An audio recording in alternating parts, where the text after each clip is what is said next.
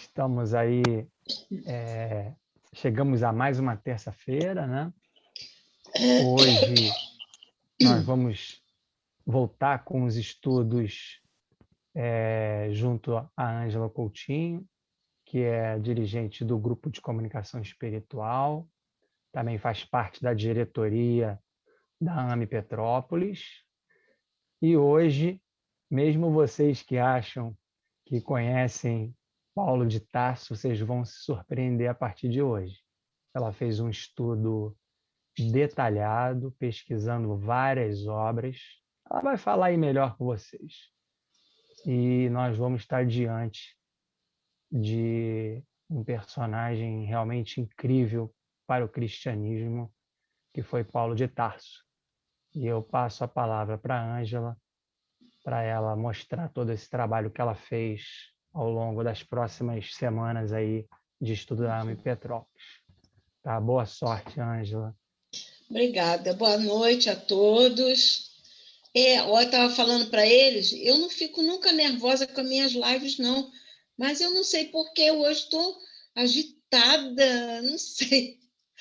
Não sei o que está acontecendo, porque realmente esse estudo é empolgante e eu me emocionei várias e várias vezes, porque foi uma luta assim, né, desse desbravador, né?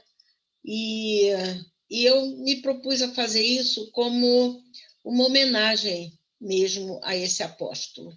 E vocês vão ver, eu botei textos no início, porque é uma história, né, principalmente dele, Saulo, antes de se tornar o Paulo, e eu fiz um grande apanhado, né? Então, eu quero primeiro iniciar com uma mensagem da Joana d'Arc de 2018 sobre o Paulo, e depois eu vou fazer um esclarecimento sobre o que eu fiz nessa live. Então, a Joana coloca: ultimando as mensagens do Mestre Jesus, o mundo defrontou-se com um espírito atuante, enérgico, servil e diplomado nos estudos das leis trazidas por Moisés, como também das expressões dos profetas do Velho Testamento, mas defendendo vigorosamente, como ele fazia, a lei mosaica nas suas básicas determinações e contextos. Este itinerante apóstolo, divulgador supremo da linhagem cristã de seu tempo, ele trouxe todo o alicerçamento moral, de ética, de justiça e de amor em suas passagens, tanto pelos sítios da Europa como da Ásia também, imprimindo através de suas peregrinações as sandálias do grande pescador de almas, as palavras e o amor intenso àquele que foi o responsável pelo seu despertar, possibilitando a imensa modificação das suas características de peregrino, andante e espírito de força e de sentimentos em liderança e em desprendimento, possibilitando a ele crescer como homem e como espírito eterno, né? Através das suas cartas aos povos, da cultura que ele detinha já como um rabino, professor, né, e atuante mensageiro do Cristo, na humildade cultivada nas imensas peregrinações que fez e doações, ele trouxe a toda a humanidade o Espírito Jesus, alma ímpar, a ajudar na imersão de todos nós em nossos valores e sentimentos, possibilitando-nos o autoconhecimento daquilo de quem somos e de para onde queremos ir. Pode passar. Então, desses momentos em diante, o apóstolo, grande em sabedoria e pleno em amor e verdades, ele alicerçou a humanidade as pautas a serem seguidas, imprimindo em si mesmo as dores e sofrimentos por que passou o Senhor da vida, Jesus, né? Resumindo e demonstrando o grande alicerçamento espiritual que ele tinha com aquele que antes ele havia desprezado e perseguido.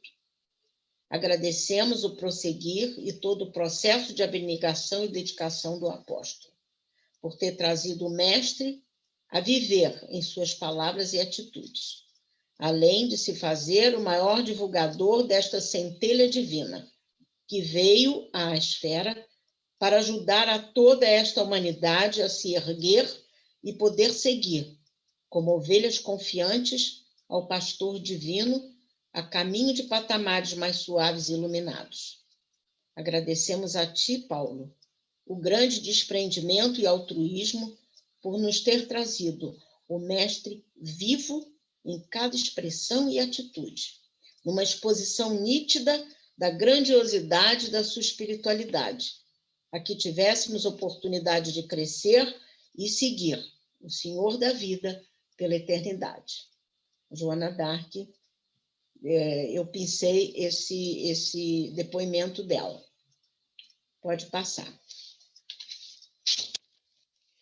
Bom, aí eu fiz um esclarecimento para vocês saberem o que eu vou fazer, o que eu vou mostrar.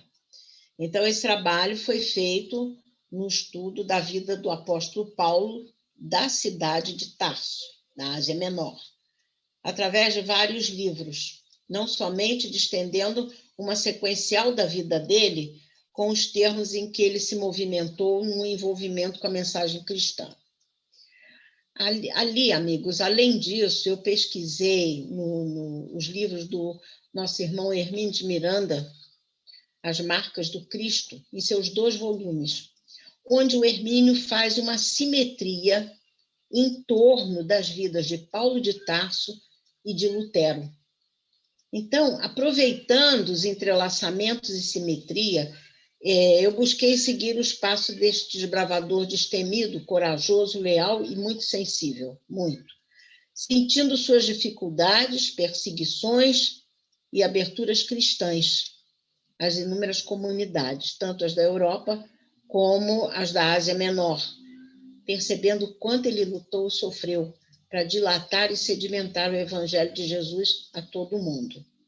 Então, tudo isso foi percebido por nós, com muito respeito e carinho por esse irmão. Mas acontece também que eu absorvi muito dos sofrimentos e dores que ele passou, e como também nos momentos dele de solidão e de falta de caridade, que ele não percebeu dos outros. Então, a beleza dessa vida, a força desse irmão, a autenticidade em seus atos, a dignidade na sua postura e principalmente a firmeza da sua fé, fortalecem a todos o que hoje e sempre estiverem diante de dificuldades de vida. Porque as estradas pelas quais ele passou foram árduas, muito árduas, mas também foram plenas de muita luz. Então, vamos buscar esse exemplo humano, essa força espiritual, e vamos caminhar em direção à luz maior, certos de que à nossa espera encontraremos também a nossa estrada de Damasco, da mesma forma como o apóstolo dos gentios a encontrou. Isso é que eu sinto e que eu coloquei para vocês. Pode passar. Então, vamos iniciar aí com uma citação dele mesmo. Ainda que eu seja o mais sábio, o mais rico, o mais inteligente dos homens, ou até fale a linguagem dos anjos, mas se não tem amor no seu coração, você não é nada. Gente, é tudo muito profundo, né? Se eu me emocionar, vocês não liguem não, tá? Pode passar. Bom, em que mundo o Saulo nasceu? Saulo. Eu deixei escrito porque para vocês conseguirem absorver mais, né? Então, o ano exato, por exemplo, do nascimento do Cristo, hoje ainda é objeto de especulação, né? Alguns autores fixam desde o ano 6 até o ano 1 antes de Cristo. Mas Lucas e Mateus escreveram que Jesus nasceu nos dias em que Herodes era rei da Judéia. E esses dias eram antes do 3 antes de Cristo. Então, esse autor, William Durand, nesse livro dele, fixou a data em 4 antes de Cristo, de Jesus. Então, qualquer que seja essa escolha, o período é esse em que o imperador romano era Augusto, que, ao morrer, em 14 da nossa era, ele passou o poder a Tibério, que ele considerava como um filho dele. Aí, o que aconteceu?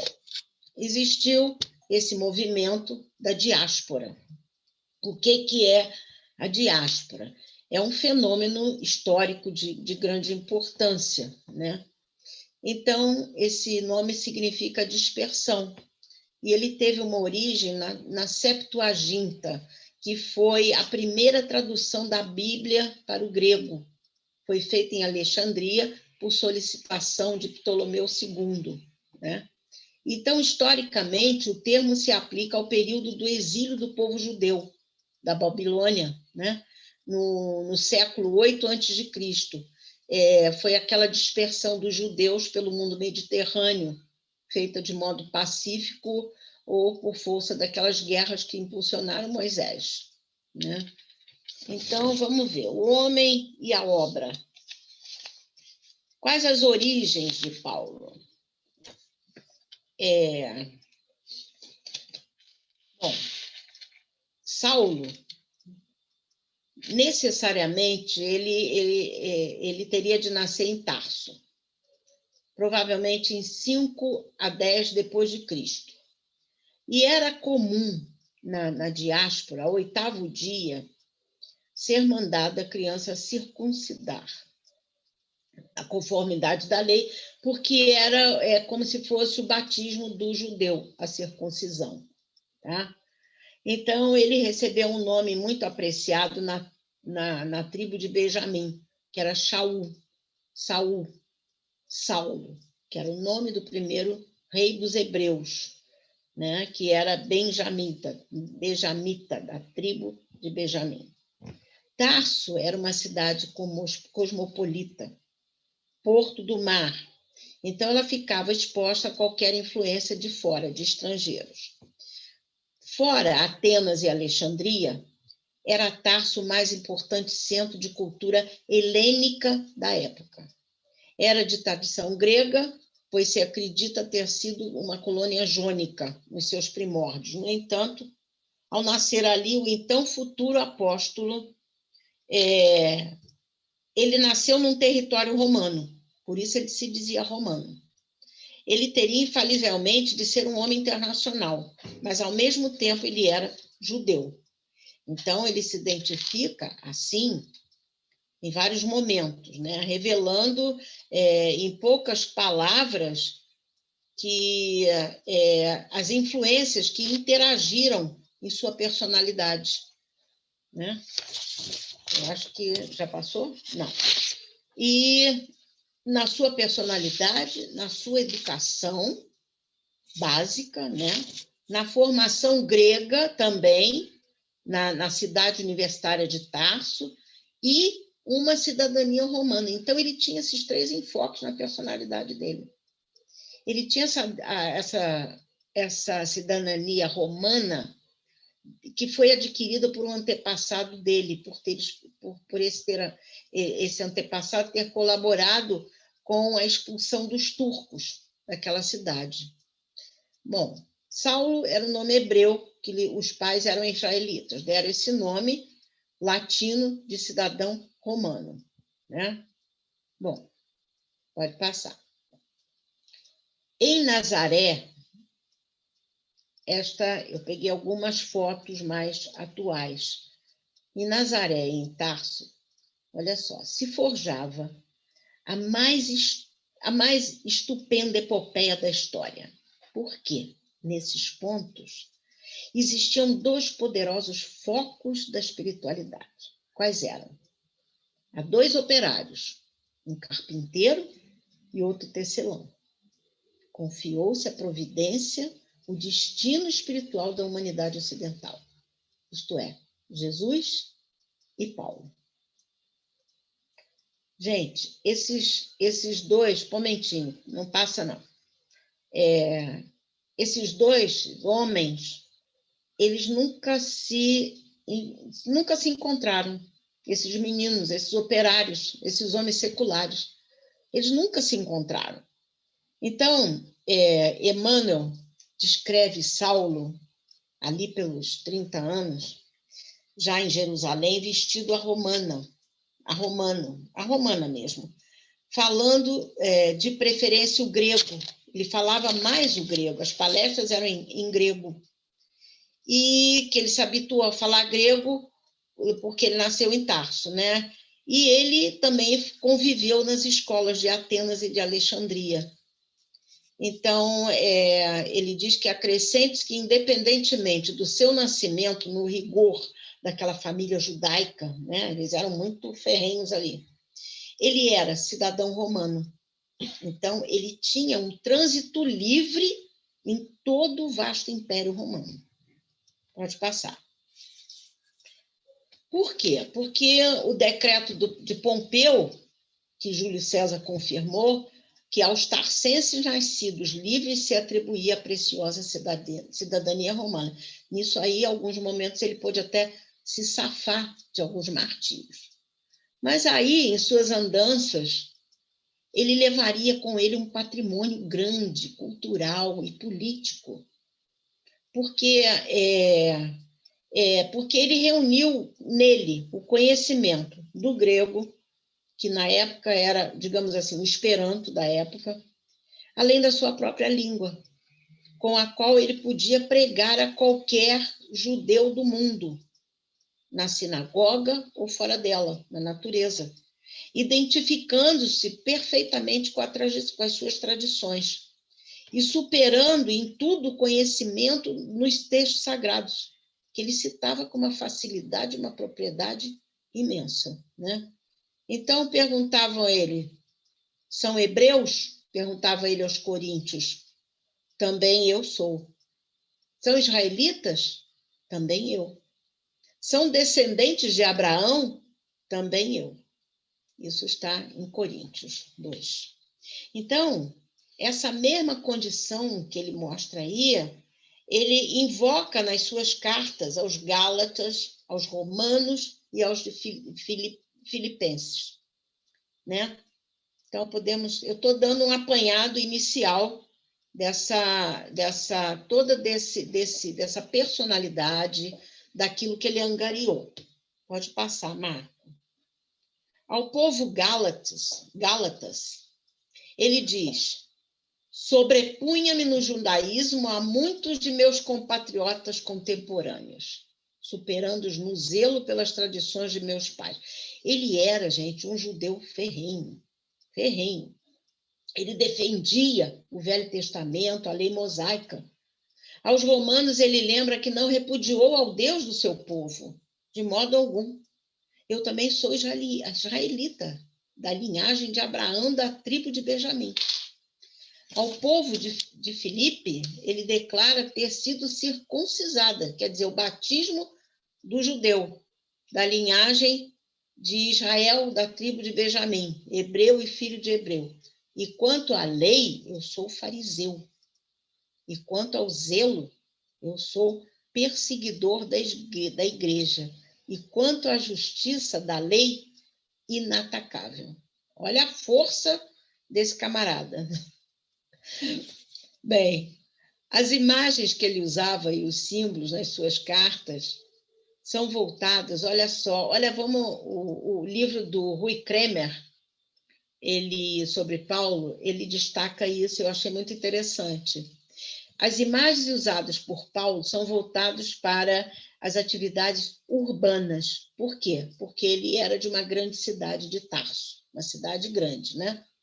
E contrasta com os símbolos de Jesus, porque Jesus fazia simbologia com a vida cristã e campestre, tendo por pano de fundo sempre a natureza. São dois tipos de enfoques. Então, pode-se dividir as epístolas de Paulo em duas partes, né? Que ele coloca aí. A primeira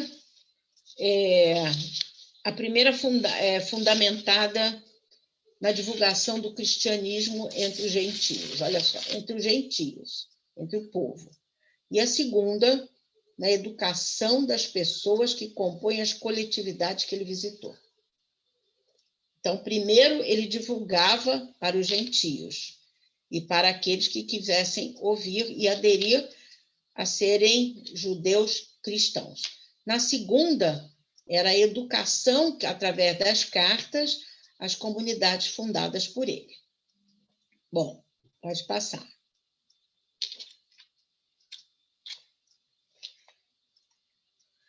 Bom, o homem de Nazaré, dele deriva essa corrente de espiritualidade que hoje irriga os 5 continentes, não é? E o homem de Tarso? Temos o homem de Nazaré e temos o homem de Tarso. Pode passar. Ele canalizou essas águas, ele cavou um leito muito seguro e preciso, que até hoje, após mais de 20 séculos, não desviaram ainda do seu curso. Paulo foi responsável por isso. Vamos lá. 10, 12 anos. Paulo foi iniciado na chamada lei oral.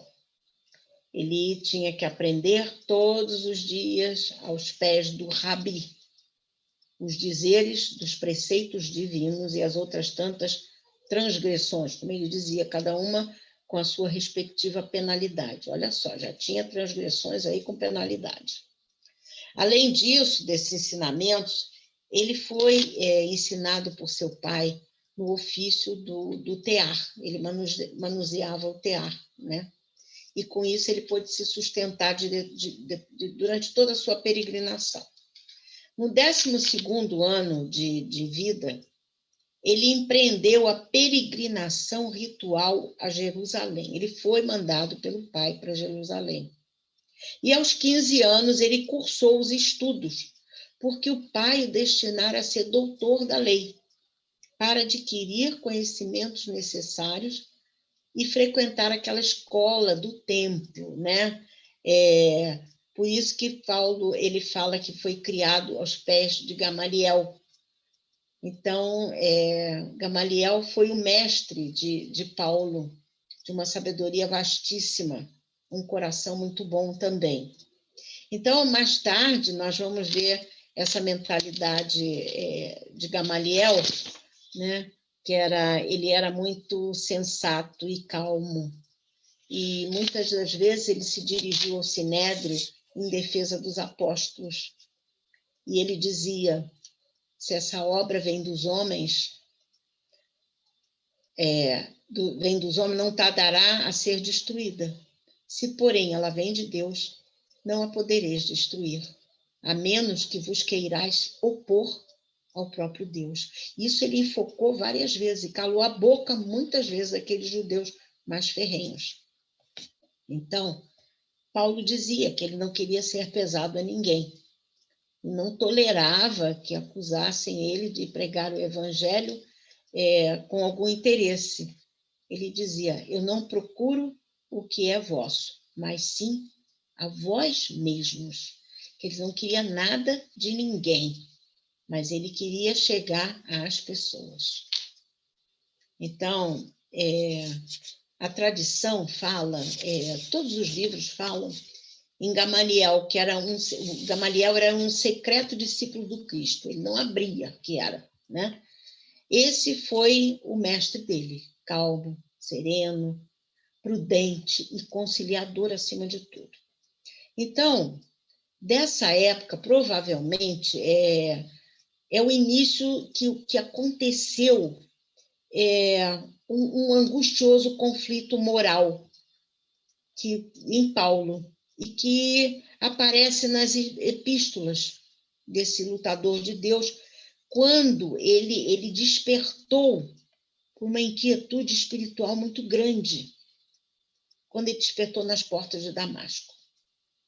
Isso, Humberto Roda enfoca muito esse momento.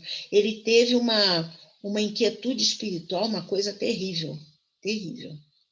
E mais tarde, no apogeu mesmo do seu apostolado, ele foi fiel ao seu ofício de artesão, porque ele se mantinha trabalhando em cada cidade que ele chegava.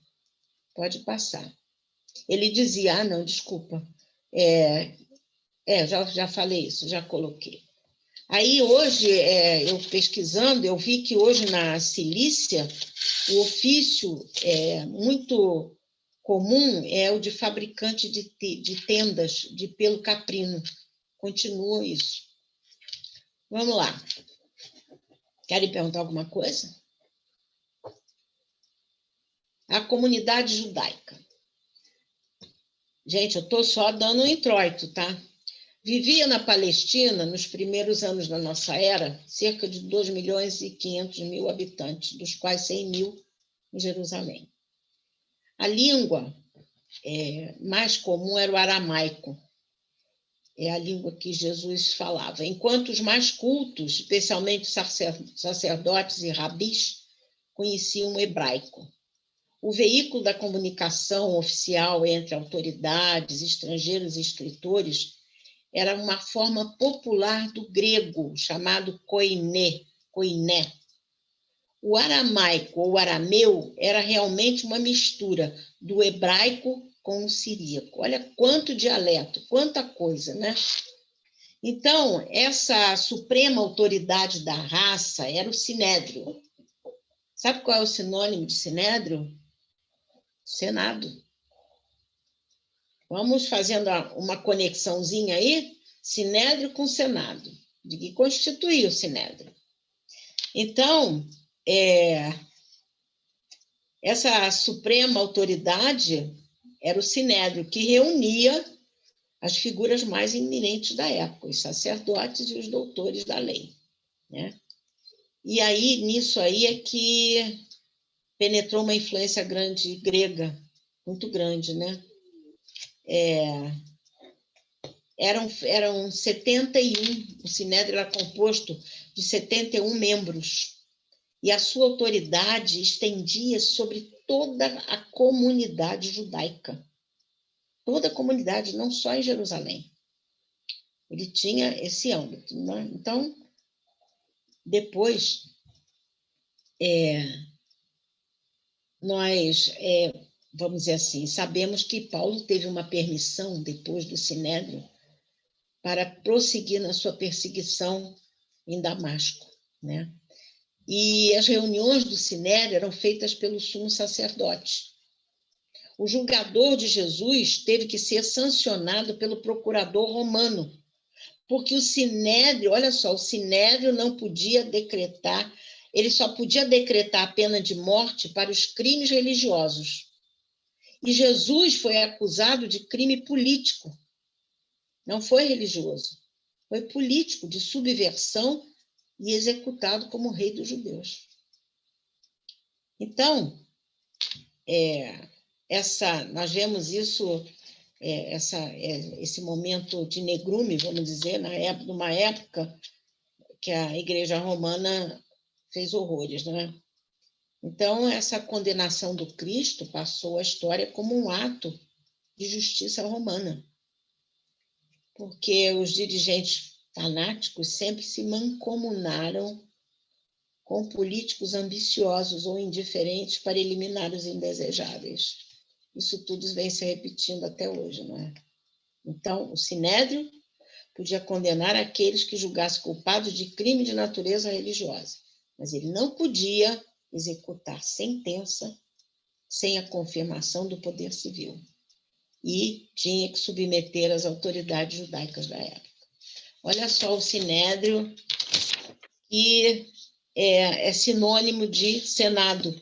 Isso é uma colocação do Emmanuel, não é minha colocação. Então, nós vemos aí esse complôzinho, né, se metendo na religião e na politicagem. Nós vemos isso hoje. Bom, aí vou falar em mais uma pessoa aqui. Hilel. Pode passar, Marta.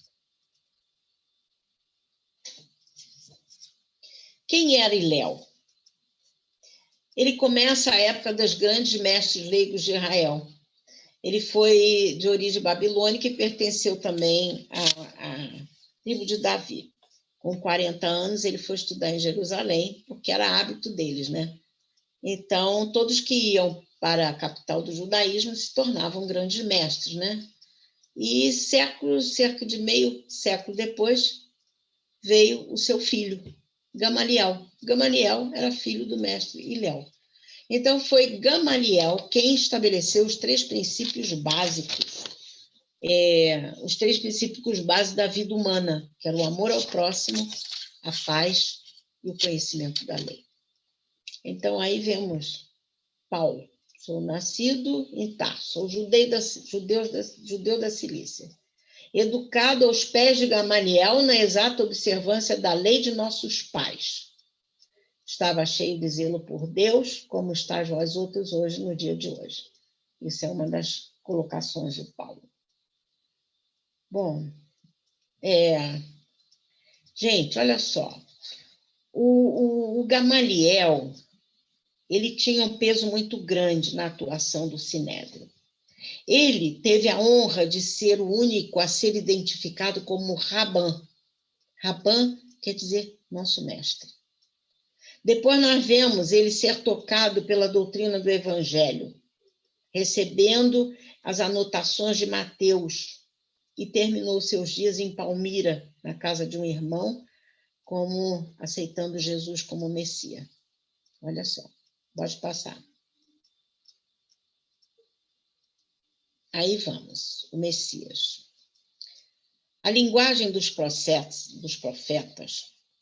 além de formulada num contexto que há muito se perdeu nas obras do tempo, ela é sempre simbólica, né? Então, para dar ideia da grandeza do enviado celeste, que outra imagem poderia ser invocada por Isaías? Isaías, no Velho Testamento, falou a imagem, a de um grande rei de grande poder. Então, para figurar que vinha, essa imagem que vinha de elevadíssimas regiões do mundo espiritual, e Enoque descreveram-no descendo dos céus, Jesus. Mas os judeus não aceitam Jesus até hoje, né? Então, quase todos eles pensavam numa figura carismática, que mudasse o rumo da história num segundo, ao sopro de sua vontade poderosíssima, para ocupar o trono do mundo, no exercício de um poder mais temporal, né? E com sede em Jerusalém, a mais sagrada das cidades. Vocês veem que isso aí, o enfoque era totalmente materialista, totalmente. Então, todos os gentios seriam submetidos a Israel, tinham que aceitar Javé e obedeceriam à lei do Moisés.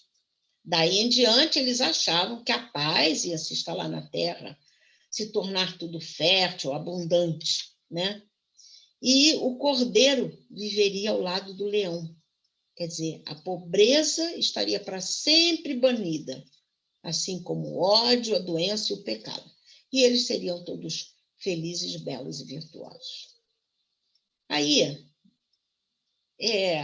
por que não foi possível aos judeus ortodoxos, presos à letra das profecias, reconhecer na figura mansa de Jesus o grande Messias?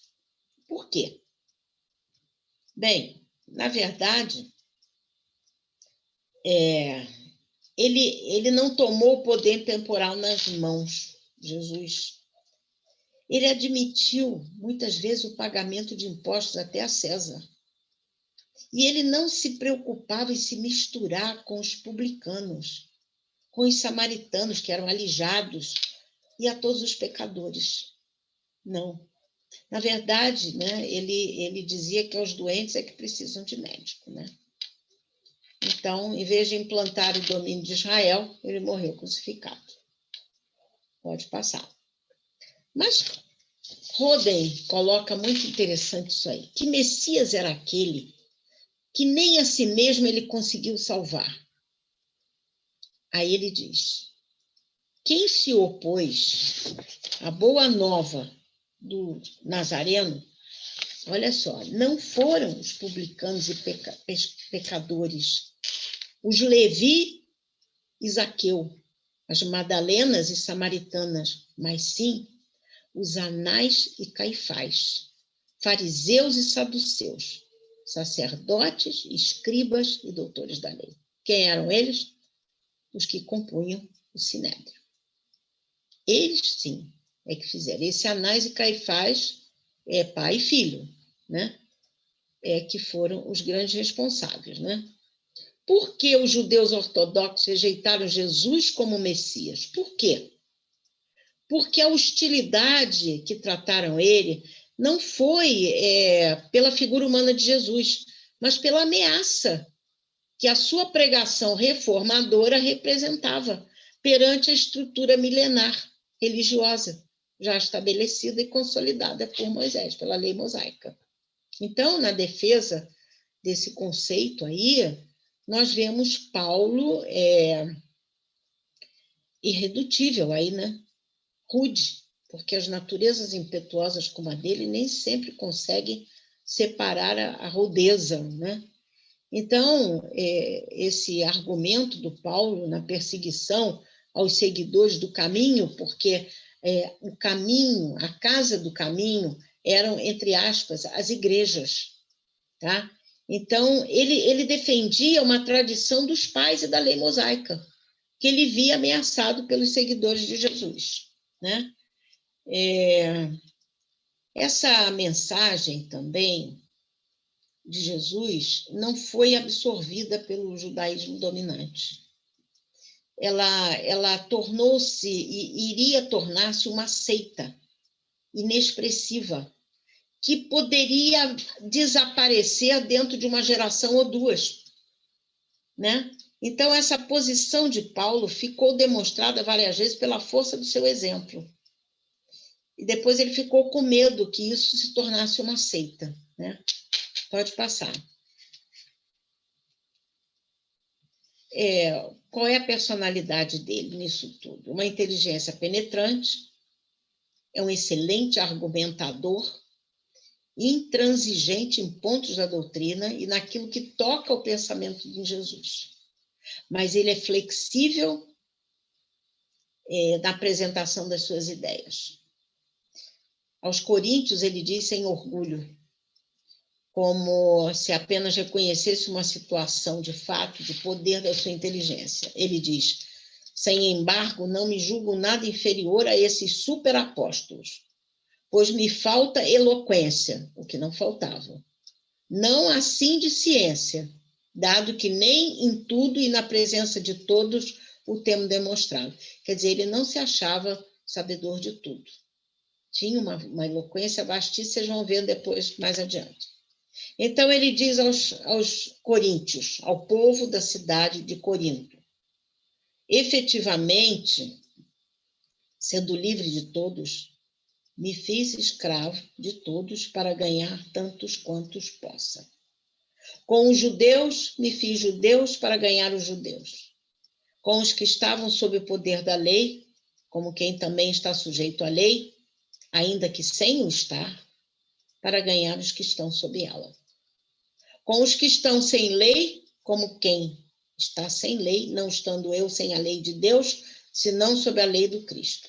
Fiz-me fraco para os fracos, para ganhar os fracos. Fiz-me de tudo perante todos para salvar alguns, a todo custo. E isto faço pelo Evangelho, para ser partícipe dele. Isso depois, é uma citação ao povo de Corinto. Mas ele não escrevia nem ditava nada, gente, que não tivesse uma força de uma sinceridade dele muito grande, de muita emoção. Na verdade, ele não escrevia, ele ditava para que os outros escrevessem. Então, Emmanuel agora coloca sobre ele. Eu vou entrar aí numa outra parte mais sensível.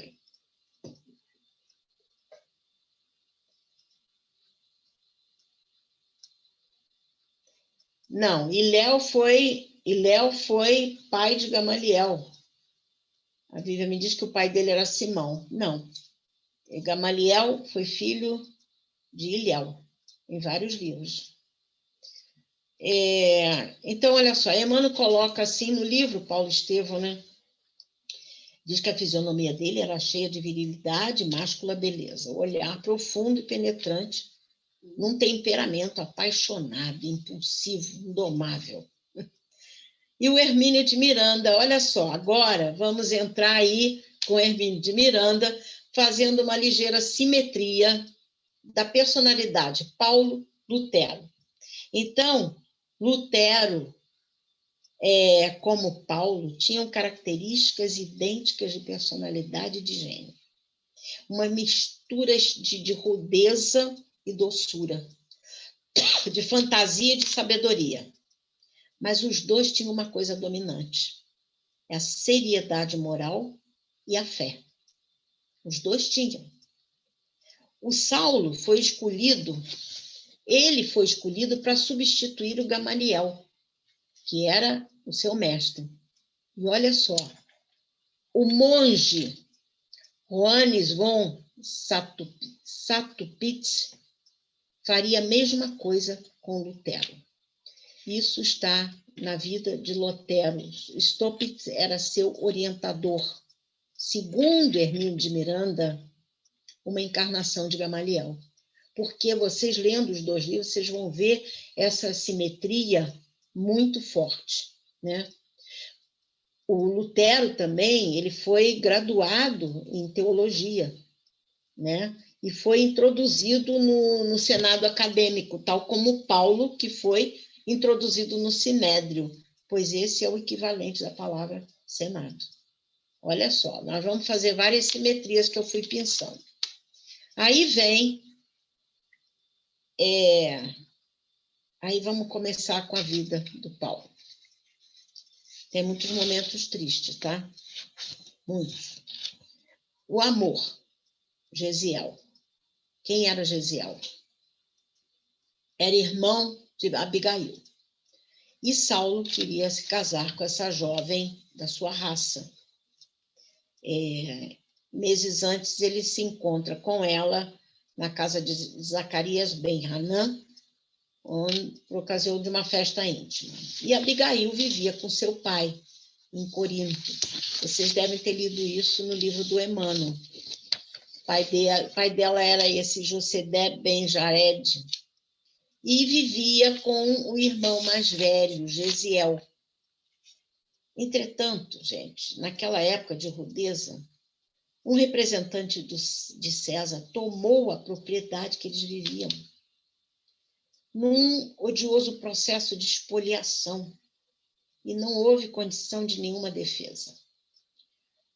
O pai da Abigail foi açoitado na frente dos filhos, né? Então não tinha condição de defesa. Abigail foi posta em liberdade, enquanto o irmão foi amarrado aos postos de tortura e barbaramente espancado, condenado ao cativeiro nas galeras, onde ninguém saía, né? Nessa época, Abigail tinha 18, Gesiel 27. Vamos lá. Então, Abigail ficou sozinha e foi acolhida por Zacarias e Ruth. E Gesiel preso, ainda por um mês cicatrizando os ferimentos pelas atrocidades que fizeram os romanos. No fim desse período, ele foi considerado apto e foi trabalhar nas galeras. Uma coisa assim terrível, né? As galeras faziam um tráfico comercial de interesse desse questor romano, que o havia espoliado, esse Licínio Minúcio. Então, essa galera que ele estava, olha só como é que a coisa foi se colocando agora. A galera recebeu um passageiro ilustre que exerceria uma profunda influência na vida de Gesiel. E mais tarde nós vamos encontrar citado esse procônsul nos Atos dos Apóstolos. Então, esse sujeito, esse procônsul, chamava-se Sérgio Paulo era jovem e mudou o rumo da vida de Gesiel, que também mudaria a vida de Paulo. Sérgio Paulo, esse cara, esse procônsul, adoeceu a bordo, gravemente. Então, isso aí eu vou só contar aqui para vocês. O corpo do Sérgio Paulo abriu-se em chagas. E ele foi abandonado pelos amigos que estavam ali. Somente Gesiel foi designado para servir ao Sérgio Paulo. Então, a dedicação de Gesiel, os cuidados e preces salvaram o jovem romano. E ele se recuperou, enquanto Gesiel pegou a mesma doença. Então, as autoridades do navio resolveram jogar o Gesiel no mar para evitar a contaminação com os outros. E o Sérgio Paulo opôs-se a essa ideia, mas não adiantou. Mas ele conseguiu uma oportunidade para o Gesiel. Na noite seguinte, enquanto o barco tocava a costa da Palestina, ele pegou Gesiel, botou numa canoa e deixou ele ir para a terra, abrindo a ele uma oportunidade de sobreviver, né? E ele estava com febre, enfraquecido, ele adormeceu e pela madrugada ele quase foi assassinado por um camarada chamado Irineu. Mas ele foi salvo porque deu um dinheiro para esse Irineu, que o Sérgio Paulo já tinha dado um dinheiro para ele se manter. Então, esse Irineu sentiu-se assim, viu que ele era generoso, que ele foi generoso com ele, e levou ele para um tal chamado Efraim, que era um vanguardeiro daqueles locais ali, do cristianismo, né? Então, Efraim levou Gesiel para onde? Numa carroça para Jerusalém, e entregou Gesiel na Casa do Caminho, que era o nome primitivo da comunidade cristã. Lá chegando, ele foi recebido por Úrias, que chamou Pedro e Tiago, o apóstolo Pedro e o apóstolo Tiago, e resolveram a situação. Conclusão, ele foi recolhido, cuidado, e em 2 semanas ele ficou fora do perigo. E aí Pedro se ligou a ele como se fosse um filho, instruindo a nova doutrina, que foi absorvida totalmente, com muita avidez por ele. Bom, então Pedro, adotando como filho, quis lhe dar um nome grego, com o qual marcasse a sua nova vida, né? E colocou o nome dele de Estevão. E Estevão desenvolveu os seus dons espirituais, olha só. E foi acolhido como um dos 7 diáconos. O que é o diácono? É aquele que serve. E, em breve, ele se tornou uma das figuras mais destacadas da humilde comunidade do caminho, tornando-se famoso em Jerusalém pelas suas faculdades curadoras e pela aquela pregação inspirada da mensagem de Jesus. Bom, assim, olha só, não mais do que alguns quilômetros separavam Abigail e Gesiel. Ele em Jerusalém, na Casa do Caminho. Ela, à beira da estrada para Jope, na granja de Zacarias. Alguém iria reuni-los dentro em pouco. Só que em dramáticas condições. Quem seria? Saulo. Aí começa o perseguidor. Pode passar. Voltando a Saulo. Saulo aos 30 anos. Seu pai foi humilde tecelão, mas já possuía fortuna, e Dalila, sua irmã casada, que morava em Jerusalém. Então, a intenção de Paulo era levar Abigail, sua noiva, a Jerusalém para conhecer sua irmã e marcar o seu casamento. Nessa época, a mãe de Saulo já tinha morrido com um choque que teve num momento de não sei o que houve, que ela morreu antes dessa época. Bom, aí o que acontece? Nesse momento, ele tomou pela primeira vez conhecimento de uma referência sobre os estranhos homens do caminho. E de uma pessoa, olha só, que ficara curada de antiga cegueira por processos misteriosos. E este homem, ele soube, chamava-se Estevão. Com dons sobrenaturais, né, havia-lhe devolvido a visão. Soube também que as suas ideias chocavam-se com os ensinamentos tradicionais de Moisés. Bom, então foi sugerido a Paulo, pelo amigo dele, Sadoc, que ele poderia liderar uma campanha decisiva contra os mistificadores. Ele aceitou. Então ele foi ao Sinédrio para acabar com aquilo e resolveu ouvir pessoalmente Estevão. E foi ao sábado na Casa do Caminho.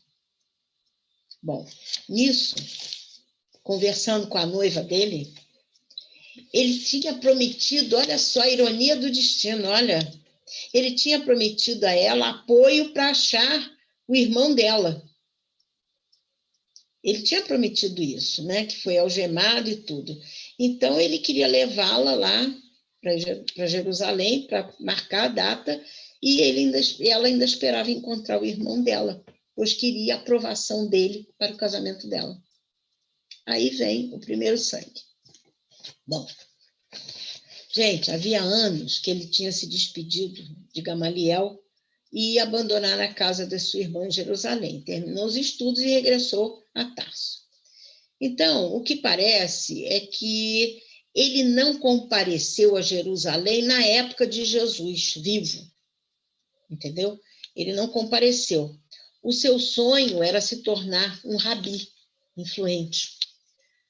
Aí ele dizia, para que conseguisse dobrar os joelhos dos gregos e romanos perante a lei de Moisés. Então ele vai na província da Cilícia e ouve sobre o carpinteiro, né? O filho do carpinteiro da Galileia acabava de fundar uma nova religião. Contradizia em muitos pontos a lei de Moisés. Então, o tal Nazareno, depois de crucificado e morto, parecia mais perigoso ainda do que em vida.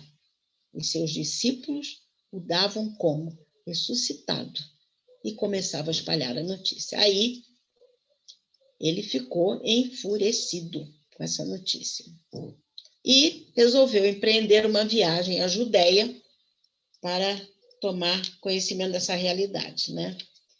E o que ele fez? Ele foi visitar a Casa do Caminho. Pode passar.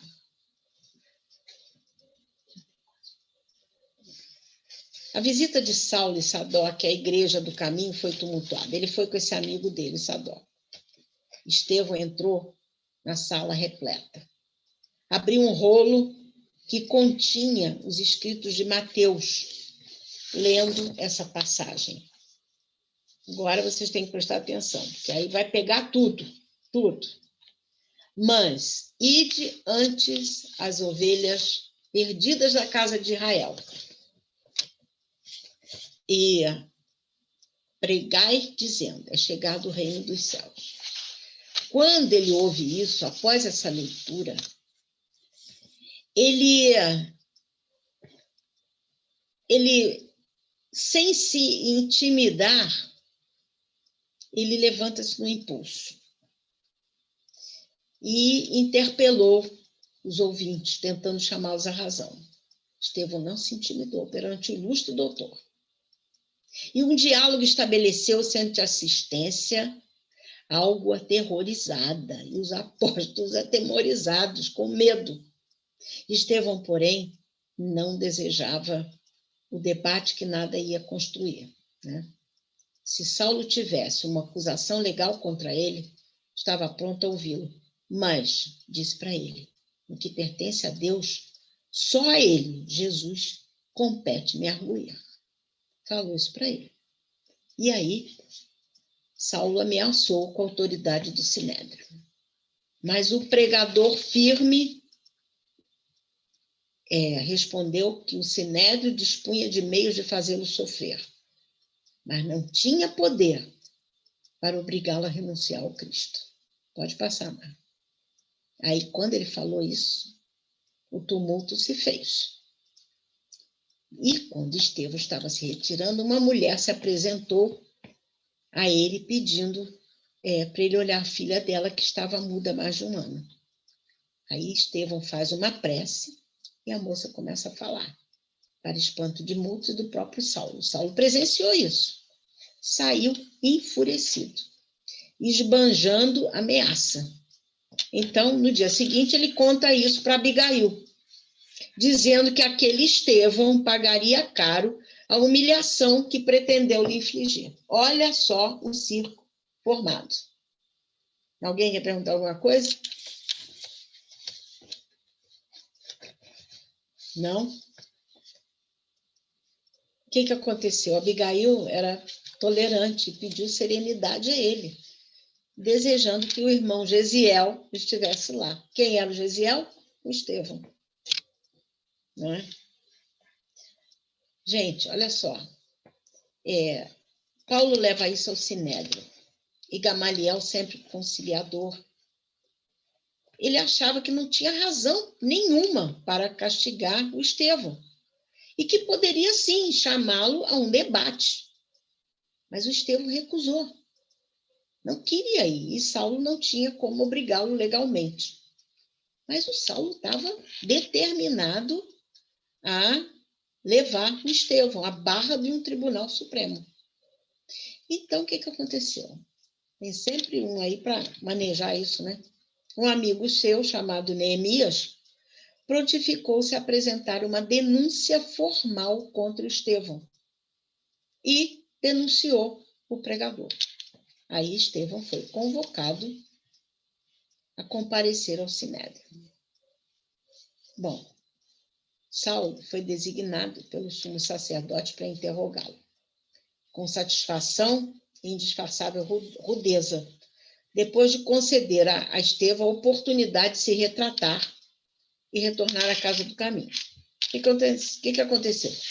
Devido à inteligência e à argumentação que ele empregava citando os textos sagrados, não foi fácil a Saulo apanhá-lo nas argumentações.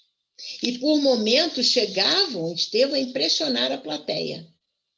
Então, ante a barreira, que Estevão tinha uma paz interior muito grande, e da tremenda convicção, né, que ele tinha, Saulo foi tomado de cólera e os bofeteou em pleno recinto do Sinédrio, surpreso e irritado pela passividade do Estevão.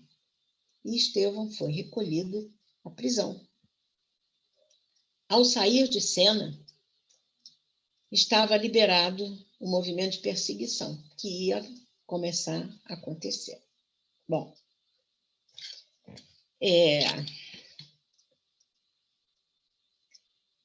o ciclo, amigos, dessa perseguição iniciou-se com o apoio dos judeus ortodoxos e do procurador romano que Saulo procurou pessoalmente. No meio desse tempo, olha só, nisso tudo, muitos ricos se posicionaram a favor do Estevão. 2 homens, Oséias e Samuel, ficaram impressionados com a defesa do Estevão e se converteram à seita de Jesus. Dividiram seus bens, doaram para os seus herdeiros e deram tudo de donativo para a casa do caminho. Saulo ficou furioso e mandou prender esses 2. Olha só. Então, pode passar, Marco. Ele volta ao Sinédrio e pede poderes mais amplos. Ele voltou. E daí tinha apoio de tropas e de auxiliares. Iniciou a perseguição. Nesse meio, Gamaliel foi à casa do caminho. Então, o pessoal da casa do caminho, os apóstolos, tinham esperança de que esse rabi Gamaliel conseguisse salvar Estevão. E Gamaliel ficou impressionado, ganhou um exemplar das anotações de Mateus e ele encontrou lá um amigo dele, internado aos cuidados dos galileus, um homem rico de Cesareia que a família abandonou, porque tinha contraído lepra. Então, ele viu aquela bondade, viu aquilo tudo. Então, ele saiu de lá, disse que ia estudar os ensinamentos de Jesus. Bom, o que aconteceu? Pode passar, Marco. Aí, o que aconteceu? Não, isso. Não, Marco, é o outro. Saulo e Gamaliel. O discípulo ficou decepcionado com o mestre. Não podia entender o interesse pela doutrina do carpinteiro nazareno. Gamaliel pleiteava a liberdade de Estevão, Saulo não aceitava. Gamaliel viu que ele não cedia aos apelos dele para soltar Estevão. Então, declarou que ia provocar um debate público dos dois. Saulo cedeu. Ai, gente, é muito tenso isso aí. Vamos mais um pouco, vamos parar. Pedro e Filipe, porque ele prendeu todos eles. Ele deixou Pedro e Filipe, por terem família, continuar em Jerusalém. João, ele queria deportar. Quanto Estevão, ele insistiu na pena de morte por apedrejamento. A morte de Estevão foi marcada para daqui a uma semana. Então, Saulo foi para casa, conversou com a noiva e falou do perigo que representava esse Estevão, pelo brilho da sua inteligência, pela divulgação de ideias revolucionárias. Tentou Abigail convencê-lo da necessidade de comutar a pena, mas Saulo achou que não, que aquele episódio era importante e decisivo para a carreira dele. Então, Abigail ia para Tarso com a irmã dele, e ele comprou várias túnicas para ela ir casar com ela. E pediu, olha só, Abigail, aí que a coisa fica feia, que assistisse ao apedrejamento de Estevão, querendo partilhar com ela o seu primeiro grande triunfo. Aí ela pediu mais um recurso a ele, que desse uma última oportunidade ao condenado. Quem sabe, após 2 meses de prisão, ele não estaria com as suas ideias reformuladas e disposto a renunciar às suas crenças. Aí o Saulo concordou com ela. Muito bem, pode passar. Pode passar. O que acontece? Eu não sei se nós vamos conseguir chegar aqui.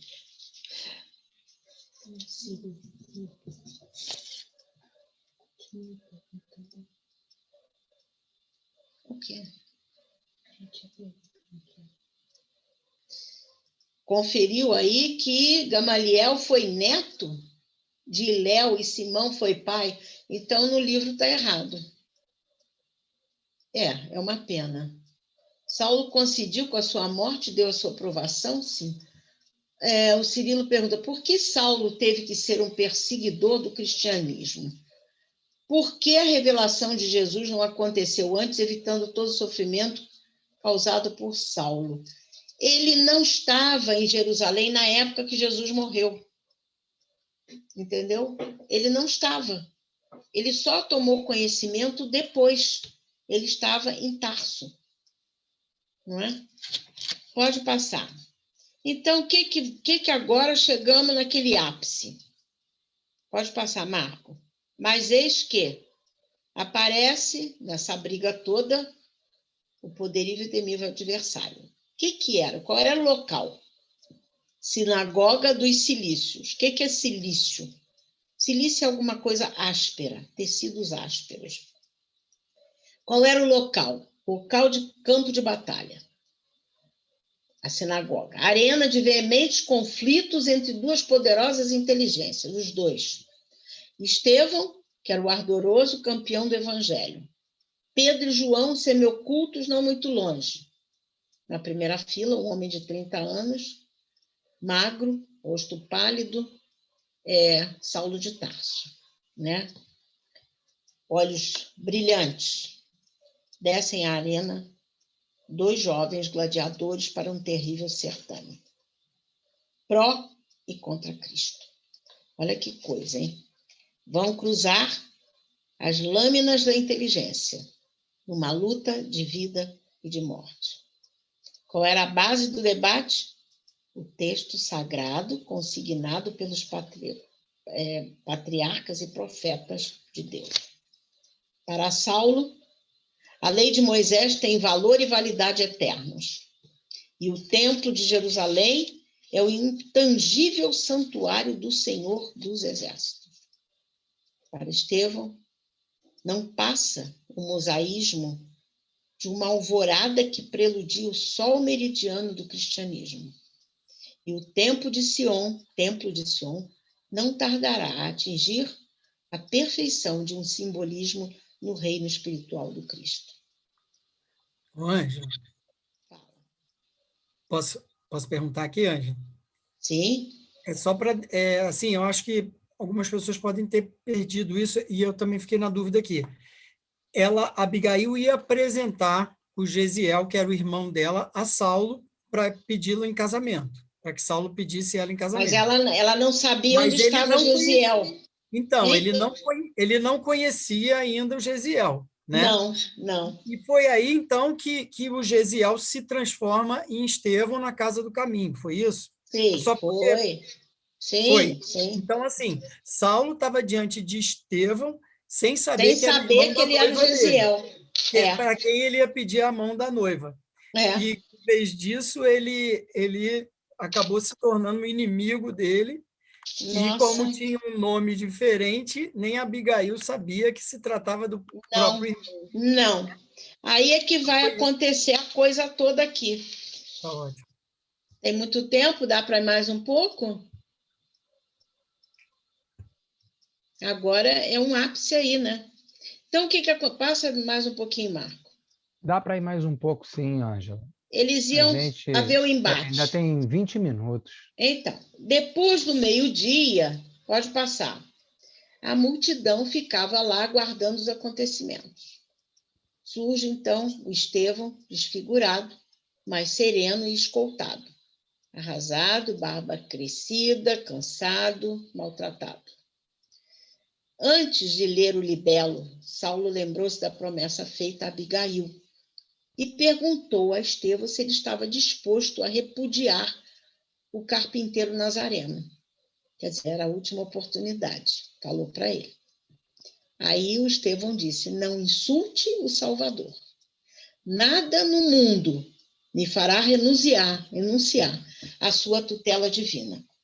Morrer por Jesus significa uma glória, quando sabemos que ele se imolou na carne pela humanidade inteira.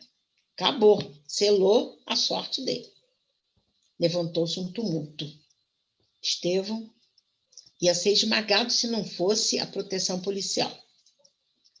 E aí, Estevão se lembra de Abigail e como desejava ver Abigail antes de morrer. Ele foi algemado outra vez, foi atado a um tronco e começou um apedrejamento. Estevão permanecia sereno e em prece, o peito coberto de ferimentos, e enquanto as pedradas o atingiam, ele recitava em silêncio o Salmo 23 de Davi. Senhor é o meu pastor, nada me faltará. O que ele sentiu? Ele sentiu a presença dos amigos espirituais para socorrê-lo. E teve a visão do Cristo. E falou, eis que vejo os céus abertos e o Cristo ressuscitado na grandeza de Deus. Nesse instante, Abigail chega com a irmã do Saulo, Dalila. Saulo estava muito emocionado. E, de repente, Abigail reconheceu com um grande choque o seu irmão, agonizante. Estevão, ante a visão do Cristo que contemplava, pode passar, Melancolicamente, vendo a figura de Saulo, ele pediu em voz alta, conforme está em Atos 7,60. Senhor, não lhe imputes este pecado. Mas quando ele se volta para olhar Saulo, com olhos de compreensão e perdão, ele vê Abigail junto do Saulo. Aí ele acha que seria uma visão espiritual, como a do Cristo, né? Ele acha que ela também morreu e que ela estava ali para receber ele no limiar do céu. Então, com uma emoção imensa, Abigail diz a Saulo que o jovem é o irmão dela. Na mesma hora, olha a situação. Gente, na mesma hora, Saulo deu ordem para que o cadáver fosse levado para o gabinete do sacerdote. Ele não tinha morrido ainda. Estevão estava vivo e ainda estava muito mal, né? E ele pediu... Bom, aí levou... Ele vivia, e aí ele conversou com a irmã, uma conversação terrível, né? E ele pediu que ela não chorasse, dizendo que ele estava com o Cristo. Aí, pode passar. Aí ela pergunta, mas quem é o Cristo e por que te chamam de Estevão? Aí o Gesiel resumiu como pôde a história dele e lançou no espírito da irmã as primeiras sementes da nova fé. Aí ele disse, sei que vou morrer, mas a alma é imortal, eu sinto deixar-te. Quando mal torno a ver-te, mas hei de ajudar-se do lugar em que estiver. Saulo estava mudo, atormentado por pensamentos confusos que se entrechocavam impiedosos a ele. Que misteriosa trama de circunstâncias o havia transformado no verdugo do irmão de sua própria noiva. Aí Abigail pede ao irmão que ele se agarre à vida. Mas ele diz que que a morte não separa aqueles que se amam. Enquanto, a seu pedido, ela repetiu o Salmo de Davi. E ele começou a recordar os dias de Corinto e morreu serenamente no seu colo. Bom, aí é que começa o desespero, pode passar, de Saulo. Depois que Saulo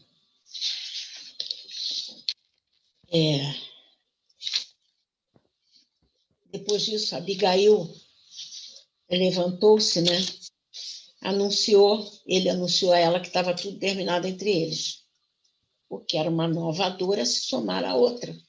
Saulo foi inflexível e ninguém tinha como naquela hora censurar ele. Como é que ele ia conviver pela vida fora com a mulher que ele tinha matado o irmão? Então, mesmo que Abigail não revelasse a ninguém que Estevão era seu irmão Gesiel, Saulo não podia aceitar a situação. Aliás, ele diz algo ríspido, que Gesiel era um pregador do malfamado carpinteiro de Nazaré e que o humilhara perante Jerusalém. Olha só. Depois que Saulo abriu a porta, Gamaliel procurou o seu ex-discípulo. Procurou ele. Tinha um pedido a fazer. Simão Pedro, de quem se fizera amigo, pleiteava o corpo de Estevão para ser sepultado com muito amor junto à igreja do caminho. Aí, Abigail, arrasada, com o corpo febril, voltou para a casa de Zacarias. Saulo acompanhou-a com sacrifício, mal sabendo dissimular a tempestade emocional que se desabava no seu íntimo. De fisionomia carregada e ideias tumultuadas, despediu-se, decidido a nunca mais voltar a Jope, a cidade. Agora, vamos pensar uma coisa. Será que ele gozou dessa vitória? Será que ele conseguiu dormir depois disso? Será que ele não ouviu o pranto dos discípulos diante do corpo de Estevão? E, olha só, quem de nós, é que a gente não sabe nada, quem ousaria crer que dentro de 1 ou 2 meses o assassino de Estevão iria ocupar o lugar do apóstolo? Que ele arrancaria do túmulo da sua vida, da sua vítima, a bandeira do crucificado, hasteando a gloriosa, no Areópago de Atenas, no Capitólio de Roma e nas plagas do universo. Quem? Quem é que ia imaginar alguma coisa? Então, a gente não sabe nada. Pode passar. O que vocês acham disso tudo? Triste, não é? Saulo assumiu o posto de Gamaliel e ficou alucinado, porque achava que a culpa daquilo tudo era do carpinteiro Nazareno. Então, ele queria apagar da face da terra os sinais da sua passagem. Mas, depois desse tempo, ele ficou com saudades dela, da Abigail, e sentia uma ansiedade muito grande quando ele se lembrava dos momentos de Estevão, né? Alguma coisa que tocava nele revelava uma grandeza incomum da alma do Estevão. Ele resistiu 8 meses, até que, vencido pela saudade, partiu a Jope e estava disposto a se reconciliar com Abigail. Mas Abigail adoeceu. Quando ele chegou lá, Abigail estava mal dos pulmões e com pouca esperança de ser salva. Ela permaneceu entre a vida e a morte e morreu. E ela nunca contou a ninguém pelo afastamento de Saulo. Ela se sentia em paz, sabe por quê? Porque ela conheceu um pobre velho chamado Ananias e passou a ouvir a Ananias durante o tempo que ele esteve lá. Quando Saulo soube, ele ficou desesperado, porque a doutrina do carpinteiro agora era a sustentação de Abigail. Mas a doença foi embora e ela acabou desencarnando.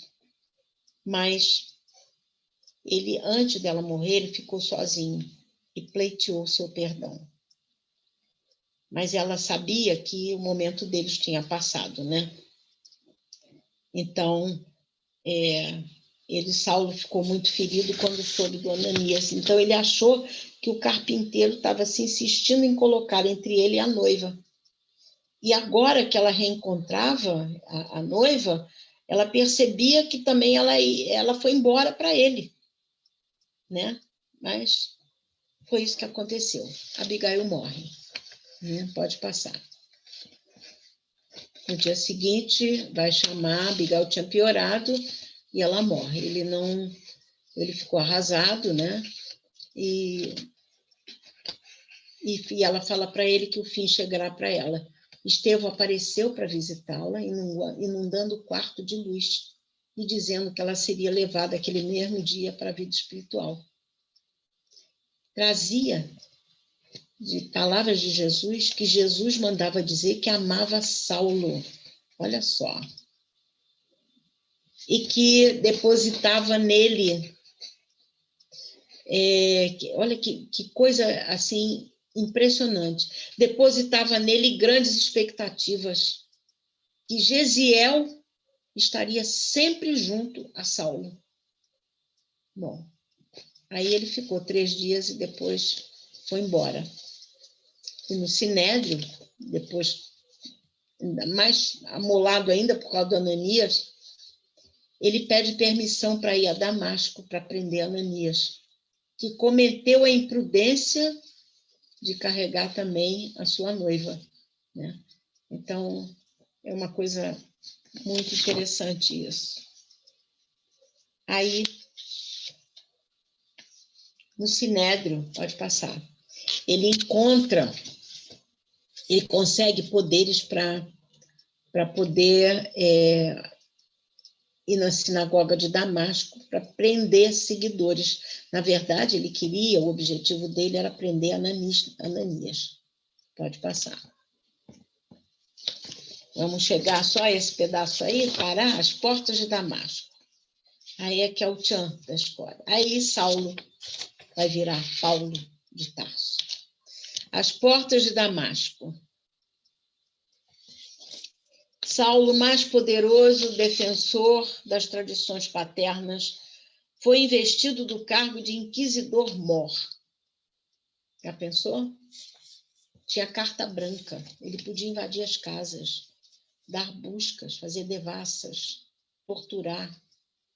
E nessa época os cárceres de Jerusalém estavam cheios dos seguidores do Nazareno. E ele sabia que Damasco era o foco do radicalismo pré-nazareno. Então ele vai para Damasco buscar Ananias. E leva com ele 3 varões, homens de certa idade, que eram a sua escolta, e já que ele precisava de uma escolta para trazer Ananias para Jerusalém. Então, a distância entre Jerusalém e Damasco é de mais ou menos 250 quilômetros, ou veja só, que deveria ser percorrida em estrada de areia e de cascalho. Então, com penosas jornadas diárias e tempo de repouso necessário, ele levava uma semana mais ou menos para ir até Damasco. Entretanto, pode passar, no meio da estrada, de repente, eis que surge uma claridade intensa. Saulo cai por terra. No meio da luz, ele vê o semblante de um homem celeste. Ele vê um par de olhos profundos, cheios de eternidade. Se cruzam por um momento com as pupilas de Saulo. Logo depois, a escuridão. Saulo foi ao chão pedindo socorro, ou pela confusão dos sentidos, ou porque o cavalo empinou, ou pelas duas coisas. E no meio dessa noite dele, em pleno dia, ele percebe um brado como o rolar de um trovão. Saulo, Saulo, por que me persegues? Saulo não enxerga nada, cegueira completa. Pergunta, quem és tu, Senhor, a quem eu persigo? Silêncio. Quem és tu, Senhor? Eu sou Jesus, a quem tu persegues. Gente, esta foi a estupenda revelação da vida de Paulo. Estevão tinha razão. O crucificado ressuscitara, vivia. E esse pensamento fuzila Saulo como um relâmpago pela escuridão daquele espírito lutador. Desde então, será esta a ideia central da vida de Paulo. Pode passar. Foi um momento trágico, um golpe fatal. Mas sobre essas ruínas se levantaria o templo magnífico do cristianismo de Paulo. Abertos os olhos do espírito, fechou Saulo os olhos corpóreos. Ele era um vidente. Ele viu na tela mental. Ele não viu Jesus com os olhos físicos. Aí ele pergunta, o que queres, Senhor, que eu faça? E lá do alto vem a resposta, que foi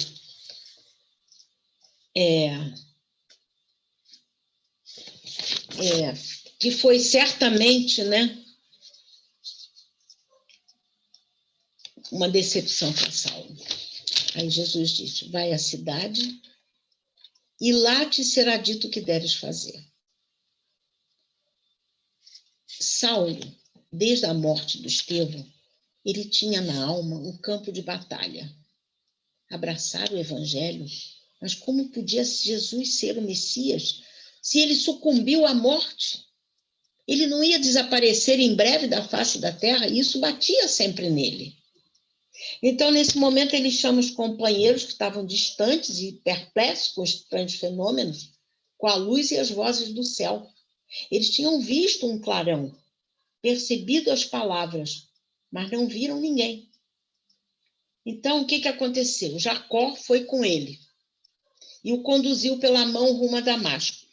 Demétrio e Jomas decidiram levar a notícia ao Sinédrio em Jerusalém, pois consideravam Paulo preso de uma perturbação. Aí Saulo pede a Jacó para levar ele para a casa do amigo dele, Sadoc, que resolveu não receber ele. Então ele se hospeda em uma estalagem na rua direita e Jacó retorna a Jerusalém, deixando Saulo sozinho. Saulo não quis comer nem beber nada, não queria ficar sós com seus pensamentos. Os amigos se afastaram, cheio de estranheza e perplexidade. E ele ficou em jejum, em oração. Vamos só fechar isso mostrando uma outra simetria. O mesmo aconteceu a Lutero na estrada que levava a Erfurt, na vizinhança de Sottenheim.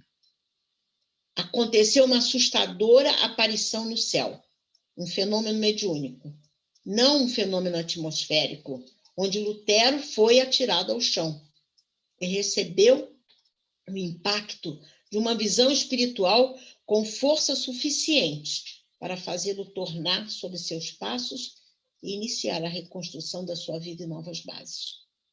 O pai de Lutero, da mesma forma de Saulo, queria que ele fosse doutor da lei.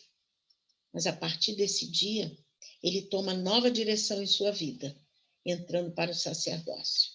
O mesmo aconteceu com Paulo e seu pai. O pai de Saulo não o aceitou mais em sua casa. Perguntaria, Saulo, pode passar, mudou de caráter? Não. Ele apenas mudou o alvo, o ideal, a causa que ele patrocinava. Eis que Jesus morto lhe aparece, o crucificado, glorioso, Nazareno, a continuar a sua obra na pessoa de seus discípulos. Todos os seus companheiros também viram um estranho clarão e perceberam as palavras do céu sem as compreenderem. Então, de um momento para outro, teve a alma de Saulo de realizar esse processo arriscado, esse salto mortal, o mais fantástico mosaísmo para o decidido cristianismo. Vibram através de todas as suas epístolas esse homem secular, a nota dominante. A nova vida em Cristo nasce da morte do homem velho. Podemos parar aí? O que vocês acham disso tudo? Aí vai começar o percurso evangélico doutrinário desse espírito. Quem é que gostaria de falar alguma coisa sobre isso tudo que eu coloquei, que ainda tem muita coisa para a gente ver? O que vocês acham disso? Você narrou esses episódios todos de uma maneira muito emocionante mesmo. Eu fiquei Nossa, eu me muito emocionei emocionado. muito, gente, o tempo todo. Caraca, eu quero até falar, mas não estou nem conseguindo. Segurei, eu tive que segurar. Cirilo quer falar também, ó. Cirilo. O que me intriga muito, isso tem a ver com a pergunta que eu fiz antes, por que foi necessário movimentos tão dramáticos para eles, porque o Paulo ele já veio com essa missão, né? Isso devia estar combinado previamente. Então, por que foram necessários movimentos tão dramáticos e sofrimento de tantas pessoas para que essa revelação viesse? Por que não foi mais simples? Porque os judeus mataram Jesus. Não, eu sei, mas... Os judeus mataram Jesus, e ele não estava em Jerusalém na época de Jesus, ele estava em Tarso. Quando ele foi, por exemplo, ele tomou conhecimento disso, ele foi a Jerusalém. Eu sei, para mim não faz muito sentido essa movimentação tão intensa para que ele seguisse uma coisa que, a meu ver, já tinha combinado antes. É tudo coisa... Os acontecimentos foram assim fortíssimos, né? De intensa emoção. Por que não foi de maneira tão simples? Por que ele já não... Isso aqui porque não, Jesus não programou isso, cabeça. Cirilo. Jesus programou isso. Jesus disse, ele é o vaso escolhido por mim para levar a minha doutrina. Então, ele aproveitou, olha só, Saulo era rico em conhecimento, era profundo na sua fé, entendeu? Mas era um defensor arraigado da lei mosaica. E Jesus morre. E aí é que ele toma conhecimento do carpinteiro e aí vai perseguir. Porque, na verdade, é o seguinte, uma coisa que me incomoda nessa situação é que, na verdade,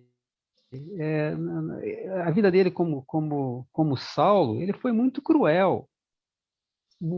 Muito. Eu li o livro e aquilo incomoda. A maneira Olha, como ele eu tratava fiquei brava aqui. Quando eu cheguei naquela hora ali, eu disse para Carruá assim, olha, eu não aceito o Saulo ter feito isso, entendeu? Mas Pois ele é, era... foi muito cruel. Foi. Ele E foi ele muito ficou numa cruel, luta tá? íntima muito grande. Por isso que depois ele se arrebenta todo, defendendo Jesus. Mas é um negócio ruim, né? O Paulo fazendo toda essa jornada evangélica, uma coisa assim super espetacular de doação, Nossa, e ao mesmo tempo ele foi capaz de ser tão cruel ele, antes. ele, ele Isso é ruim. ele foi defensor, como ele foi o defensor para Jesus também. É Você vai ver verdade. situações que ele passa, ele fugia de todas as cidades. Ele foi espoliado, ele foi apedrejado, passou por naufrágios 3 vezes, ele sofreu mutilações, foi jogado num monturo, dado como morto. Então, ele sentiu nele todo esse esfacelamento. Imagina a cabeça desse homem, não é? A luta íntima dele. Mas eu sei que foi complicado até aqui, porque eu tive que dar um embasamento nessa sequencial de vida do Saulo, né? De Pois é, época, de mas tudo. E daqui por diante é mais interessante. você falou de uma maneira que você levou, parecia que você estava levando a gente ali para o momento, entendeu? A Então foi um viver negócio muito aquilo. emocionante, Eu não pude nem pensar muito, tá? sentindo tudo aquilo ali acontecendo, eu senti muito isso. O que vocês acham? Ninguém mais quer falar nada? Você acha que está valendo a pena a gente mostrar a vida desse apóstolo? Vocês vão ver o quanto esse homem, Nossa Senhora, lutou. Mas eu Quanto? acho que é justamente por isso, né? Isso que o Cirilo está falando, que por que não foi feito de uma maneira mais branda, foi essa maneira tão dramática que deu essa força toda para ele erguer essa bandeira do Cristo, né? E desbravar Ele e mudou o levar isso à ideal dele, frente, né? só isso. Porque ele Porque senão continua a isso podia mesma ser pessoa. apagado, né? Eu não creio, Isso não. poderia ter. Porque a força ele já tinha, tá? Então, ele Tanto tinha, que mas ele não ele defendia uma outra situação. Então, ele passando Ele por esse drama defendia todo, a base mosaica, que era deles ali do isso, Sinédrio, né? Ele defendia com unhas e dentes, mas ele não aceitava. Mas quando ele viu que Jesus ressuscitou e que era pelo, ele viu isso muito na posição do Estevão, a serenidade do Estevão, aquela compreensão. Ele ficou estupefato com aquilo. aquilo deve ter sido Tocou chocante ele. para ele. Estou trazendo a vocês alguma coisa muito forte. Muito forte. E meu dia hoje foi tenso. Porque trazer essa figura de Saulo, de Paulo, fazer a simetria com Lutero, e eu não posso fazer outra simetria que eu poderia fazer para vocês. Eu quero que vocês descubram a simetria desse espírito. Quero que vocês descubram isso. Existem outras simetrias.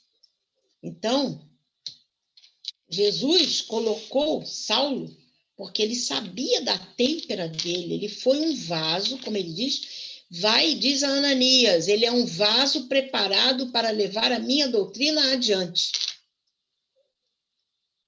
E aí vocês vão ver nessa sequência toda o que esse homem fez. E eu sou fã dele. Eu sou fã.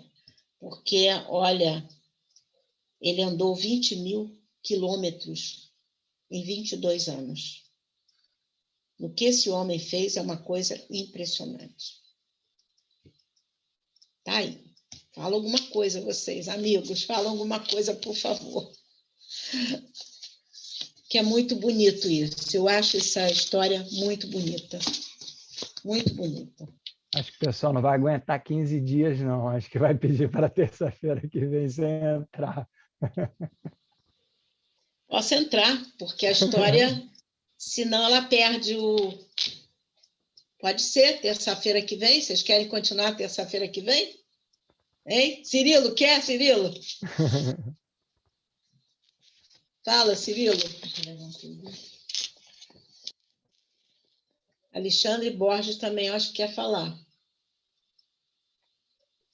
Ô, Ângelo, eu acho que a história, é claro que é muito interessante, mas eu acho que a gente pode esperar 15 dias. Vocês que sabem. Então vamos ter paciência, né? Vamos esperar. Vamos ter paciência. Agora que vai começar essa trajetória dele, né? Depois que ele manda, Jesus manda Ananias encontrar com ele lá no hotel. E ele está cego. Vamos a partir daí, então, vamos esperar, né? 15 dias. Eu sugiro que vocês leiam alguns livros. Esses 15 dias é bom porque vai aguçar a curiosidade, a vocês pesquisa, né? Podem ler. Olha, O Paulo Rafael Estevam quer de falar Emmanuel alguma é coisa. muito superficial para isso aqui, tá? Sou eu. Hein? Ângelo. Quem? Eu- Oi, Paulinho. Sou eu. Ah. Oi. Fala. Então, eu tive um probleminha na internet aqui, caiu minha internet depois daquela pergunta do Cirilo. Eu não ouvi a sua resposta. Mas era até uma dúvida minha, quando o Cirilo falou se estava tudo programado, mas eu acredito que não estava programada essa reação do Saulo tão forte de perseguir o cristianismo. Ele veio para ser um defensor do cristianismo dentro do Sinédrio. Só que ele, por ter tido uma educação muito rígida, ele se desvirtuou do caminho dele e começou a perseguir Jesus, a quem ele veio. Mas o Hermínio de Miranda ainda coloca se ele pode ter sofrido nesse momento uma atuação. Exatamente. Acredito que sim. A atuação... E ele mesmo, né? Ele errou, ele mesmo, né? Nesse ponto, como muitas das pessoas que vêm até... Ele consentiu na morte de Saulo, ele consentiu, a Vivian está perguntando. Ele consentiu, sim, na morte de Saulo, porque ele era o gestor daquilo ali. Só que depois ele vai se redimir quando ele vira Paulo, né? E como se redimiu? Na morte de Estevão, né? Ele vai se redimir, o percurso todo. O que esse homem sofreu foi uma coisa absurda, absurda. Agora, de uma grandiosidade muito grande. E aí eu trouxe para vocês isso. Nós vamos ter simetrias entre Paulo e Lutero, quer dizer, uma coisa muito interessante, impressionante. E essa, se vocês quiserem, vocês podem ler Marcas do Cristo, do Hermínio de Miranda. Tem o livro eu pesquisei também o livro do Daniel Hopes, que é um livro que a tia da Ana Paula conseguiu para mim lá em Portugal, sobre Paulo de Tarso, Conquistador. Tem Paulo, um Homem em Cristo, do Rui Kremer. Tem As Marcas do Cristo. Tem Paulo de Tarso, do Roden, Hubert Roden. Então, tem outro também interessante, do Perry. O Perry, eu não sei se ele está como dirigente da Federação Espírita Brasileira. O César Perry, que eu conheço, ele fala das epístolas de Paulo à luz do Espiritismo. Você poderia mandar essa listinha? Me manda essa lista de livros. A lista está no final da live. Tá. Então, eu vou publicar ela no grupo da AME Petrópolis. Se vocês quiserem aí o pessoal que quiser pesquisar... ler, para ter mais base para isso tudo aí. É uma literatura farta. Ok. Tá? É isso aí, eu sei que o início é meio cansativo, mas eu tive que vir lá de baixo para sedimentar a história dele. Tá bom? Eu espero que nós tenhamos feito isso com respeito a esse apóstolo. Né? Foi essa a minha intenção. Tá bom? Você quer fazer uma prece agora para a gente encerrar? Será que alguém não quer fazer, não? Se alguém quiser fazer... Ninguém? Sempre esse silêncio. Tá bom, eu faço. Ok. Eu só quero agradecer por esses momentos, eu ter tido condição de congregar essa trajetória desse grande apóstolo. Apóstolo que trouxe, entre as entrelinhas da mensagem de Jesus, toda a beleza do Mestre, toda a força, toda a verdade, numa amplitude muito grande, a nos ajudar hoje a ter em mãos esse código moral e ético que é a filosofia de Jesus, a nos envolver na nossa caminhada e nos direcionar aos caminhos do bem, da paz, das verdades e do amor. Obrigada, Jesus. Obrigada, amigos que aqui estão, por me darem a oportunidade de estudar essa trajetória tão bonita, mas tão sofrida, e trazer isso, a revelação um pouquinho mais ampla a todos os nossos irmãos. Que esse idealismo do apóstolo Paulo possa tocar a cada um de nós. E nós possamos não só ler o Evangelho do Mestre, mas vivenciá-lo em nós mesmos, exemplificando e trazendo aos nossos irmãos o amor que tem que ser distendido entre todos os filhos do Criador. Obrigada, Senhor, por essa oportunidade. Assim seja. Boa noite a todos. Boa noite. Até daqui a 15 dias. Vamos ler um pouquinho, tá? Tá bom? Tchau. Tchau, obrigado, Ângela. Fica com Deus.